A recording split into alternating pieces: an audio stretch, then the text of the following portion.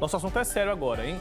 Fazer uma viagem internacional com uma criança não é muito simples. É preciso uma série de documentos para que isso seja legalmente permitido. Os pais precisam ficar atentos, pois sair do país com o filho sem autorização pode caracterizar até sequestro de menor. A gente vai entender mais sobre esse assunto com a Simone Oliveira, que conversou com uma especialista e mostra pra gente agora. Vamos ver. Olá, Wilker. Muito bom dia a você, bom dia a todos do Santo Café. Olha, na nossa entrevista de hoje, a gente vai trazer um assunto muito sério e que deixa com muitas dúvidas pais de crianças e adolescentes, que é o sequestro internacional de crianças. E quem vai nos ajudar a trazer todos os esclarecimentos é a doutora Mariane Estival.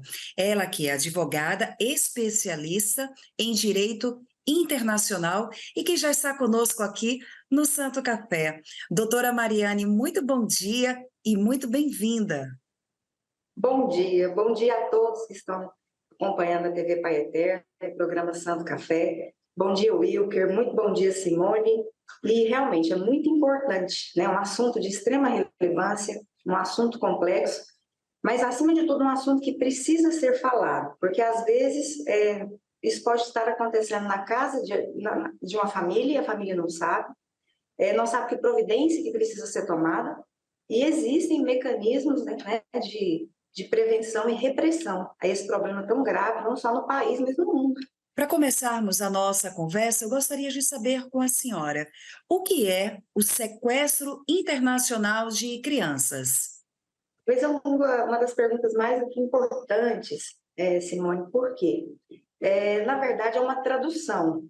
Esse termo sequestro internacional de crianças vem, na verdade, de um tratado internacional, que é a Convenção da Haia de 1980, sobre os aspectos civis do sequestro internacional de criança, mas no idioma oficial do tratado, o termo utilizado não é bem sequestro.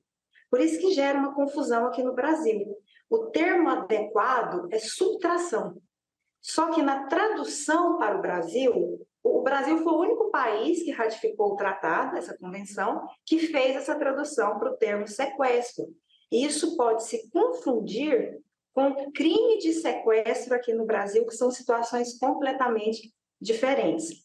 Então, apesar da tradução e o termo correto ser sequestro no Brasil, o termo mais adequado deveria ser subtração internacional de crianças. O que é essa subtração internacional de crianças? É a retirada de uma criança ou de um adolescente, e aí tem uma questão de idade, que já vamos falar sobre isso, do seu país de residência habitual, de forma ilegal, para outro país. Ou uma saída do país de residência habitual, até lícita, legal, mas a permanência da criança em outro país, ela passa a ser ilegal, porque ela não tem o consentimento do responsável pela criança que ficou no país de origem, seja pai, mãe, avó, tutor, o responsável legal por essa criança. Quando falamos em sequestro internacional de crianças, precisamos saber, doutora, até que idade é tratado as regras específicas para este dito sequestro? A convenção, qual que é a legislação que vai reger, né, normatizar essa subtração internacional de crianças? É a Convenção da Haia de 1980, né, um tratado específico sobre esse caso. Ele é muito claro ao prever que vai se enquadrar na situação de sequestro crianças até 16 anos, não é 18. Então, se isso acontecer, por exemplo, com um adolescente de 17 anos, isso não vai poder ser encaixado nessa convenção de 1980. Então, 16 anos. Doutora Mariana, como é feita a saída de uma criança do seu país de origem, no nosso caso, crianças brasileiras, para outros países? É preciso ter a autorização dos responsáveis? Como funciona aqui na nossa lei brasileira? Funciona da seguinte forma: a saída de crianças e adolescentes, né, do país precisa da autorização dos genitores. Então, por exemplo, se vai fazer uma viagem com a mãe, e aí, né, precisa da autorização do pai. A não ser que conste no passaporte essa possibilidade da criança ou do adolescente viajar com um dos responsáveis sem a necessidade de autorização.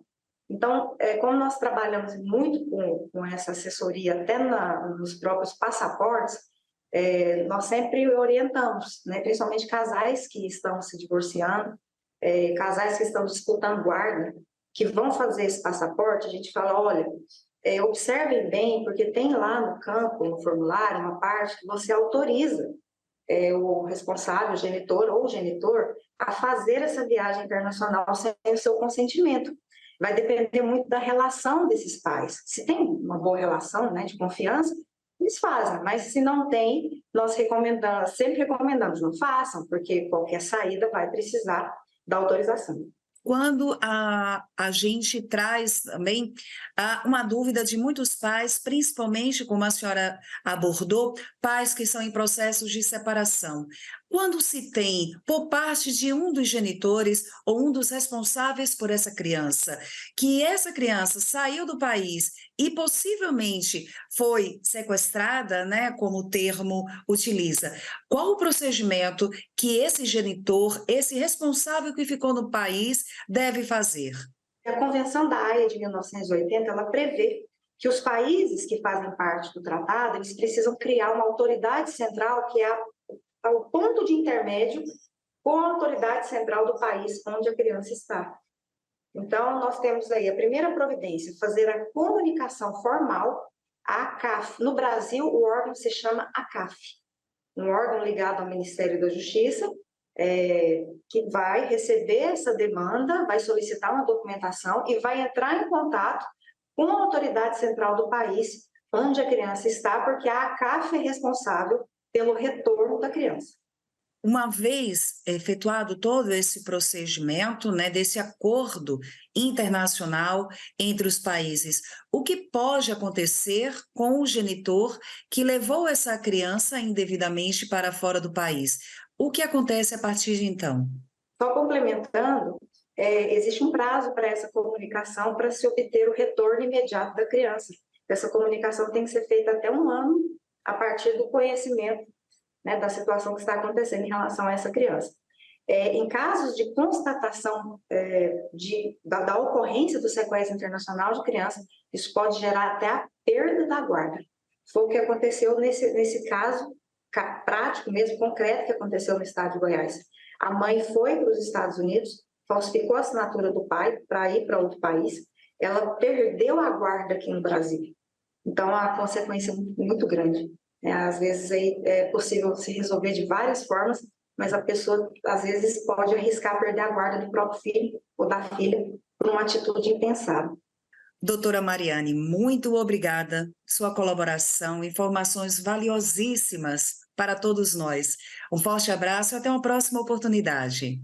Muito obrigada pela oportunidade na TV Pai Eterno, né, no programa Santo Café. Muito obrigada, Wilker, muito obrigada, Simone e todos que acompanharam. Muito obrigada, Wilker. É com você no estúdio. Tá ótimo, Simone Oliveira, obrigado, viu, pela reportagem.